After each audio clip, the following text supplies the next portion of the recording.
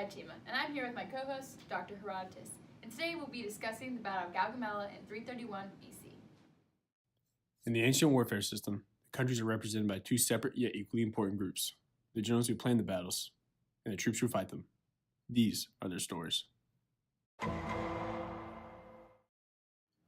Battle of Gaugamela was fought between the Macedonians, led by Alexander the Great, and the Persians, led by King Darius III.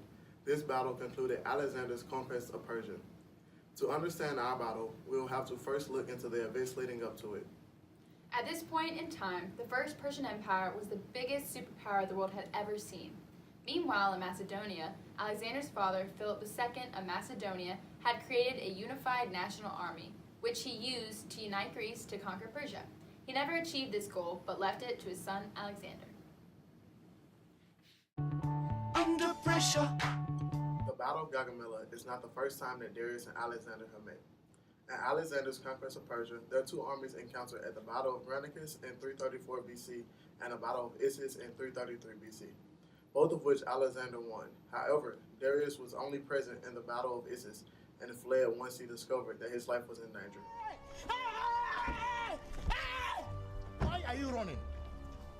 A member of the Macedonian phalanx would be armed with three main pieces: a spear, a shield, and a helmet. The spear was known as a sarissa and was around 14 feet long during Alexander's time. It was made out of wood with an iron point and a butt spike attached to the lower end. Because of its great length, the sarissa had to be carried in both hands. This caused it to be too unwieldy to have any use outside of the phalanx, preventing any attack at close range. This will be important to remember as we examine our battle, because this weakness makes the phalanx extremely vulnerable when a gap is opened within it. The strength of sarissa, therefore, is greatest when used in a phalanx formation. Later we will discuss the phalanx as a whole and its strengths. Back to the individual soldier, carrying the sarissa with two hands left no hand to carry a shield. Therefore, the Macedonian shield hung over the neck to cover the left shoulder. This shield was around 24 inches in diameter and made of bronze. As you can see, this shield is very small and does not cover much of the soldier's body. As you will see later, the majority of protection for the Macedonian phalanx actually comes from the sarissas. Finally, the soldier would have worn a compact helmet with a blunt point that curves forward on the top. This protects the face and head of the soldier in the battle. With its massive spears, the Macedonian phalanx was extremely strong in the front. Each member of the phalanx held their sarissa with it protruding in front of several men in front of him. So the soldier in front had several points sticking out in front of him at differing lengths. This offered the majority of defense, especially since their shields were so small. This being said, the flanks and the rear were very weak and unguarded. Alexander had to use this to his advantage and assemble his other troops accordingly. In comparison, members of the companion cavalry were more heavily armed. This heavier armor was required because the cavalrymen or horsemen did not have the force of the phalanx and the sarissas to protect them. Defensively, they wore a Boeotian helmet, a linothorax molded to their body and made of bronze, and shoulder guards made of thick leather. They did not wear a shield. Offensively, they were armed with a xyston and a copis. The xyston was similar to the sarissa, but varied in that it was roughly 12 to 13 feet rather than 14 feet. This shorter length allowed the horsemen to more easily utilize the weapon, as they were more unsteady on horse than on foot. The copis was a short, curved sword used in the event that the sarissa was broken. Alexander had a special infantry corps called the Hippaptis.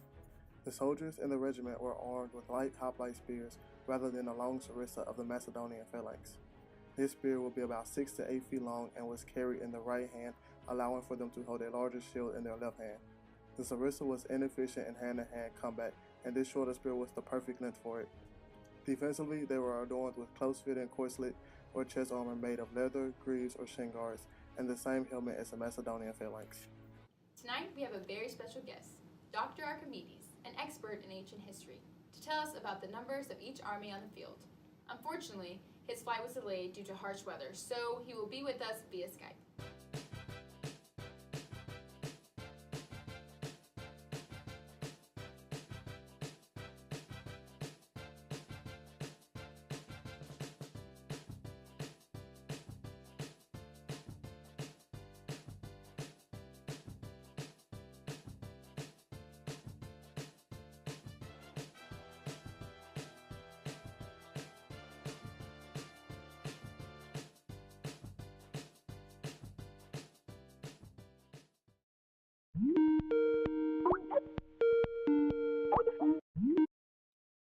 Hello? Is this thing on? Okay, I can see you now. Okay. When it comes to ancient battles, finding the actual numbers that fought in the battle are often a difficult task to come by. For the Macedonian army, the relatively agreed upon number is around 47,000. The Persian army, however, is widely debated among modern scholars. Estimates go as high as Arrian's claim of 1,400,200, as low as Curtius' claim of 245,200. The only consistent number we have here is that Darius' army included 200 Scythe chariots. As we have no reliable source to come to a definitive decision on the Persian numbers, we know they definitely had a numerical advantage over the Macedonians. Personally, I agree with Curtius' claim of 245,200, which seems more probable estimate than upwards of 1 million. Oh, I got a match on Tinder. Oh, is this thing still on? Thank you, Dr. Archimedes, for Skyping us from... Where is he from? I don't know. Go ahead with the topography. The topography of the battlefield was chosen by Darius and greatly favored the Persians. The battlefield consisted of a large level plain. Darius ordered for uneven ground to be leveled.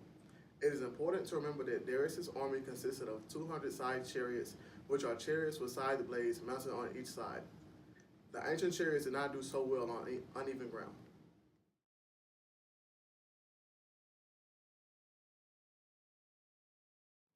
However, some uneven ground remained on the outskirts of the battlefield, which Darius knew could be potentially dangerous if exploited by Alexander.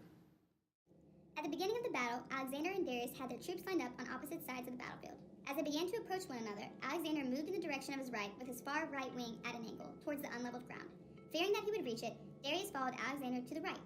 The Scythian cavalry on the Persian side then came into contact with Alexander's far right wing. Alexander continues in his pursuit to the right. At this time, Darius ordered his left wing to ride around the Macedonian right flank, but it would take them some time to reach it since it is refused and further away from the Persians. In response, Alexander sends his mercenary cavalry to charge him. They, the Scythian and Bactrian cavalry, countercharge Alexander's cavalry to push them back. Alexander sends more troops as backup, but more Bactrian cavalry arrive, and there are many Macedonian losses. On the left of the battlefield, Darius sends his side chariots to break the Macedonian line. The Macedonian phalanxes parted to let the chariots through, which prevented the chariots to make much of an impact. Back against the Macedonian right, Alexander ordered the cavalry under the command of Aretas to charge the Persian cavalry, which was riding around the right wing. These cavalrymen had partially made a hole in the Persian line, and Alexander moved swiftly towards it with his companion cavalry and part of the phalanx, the Hypaspes, that was positioned there. The struggle here began as hand-to-hand combat, but Alexander's companions pressed hard, and the Macedonian phalanx came to close quarters with them.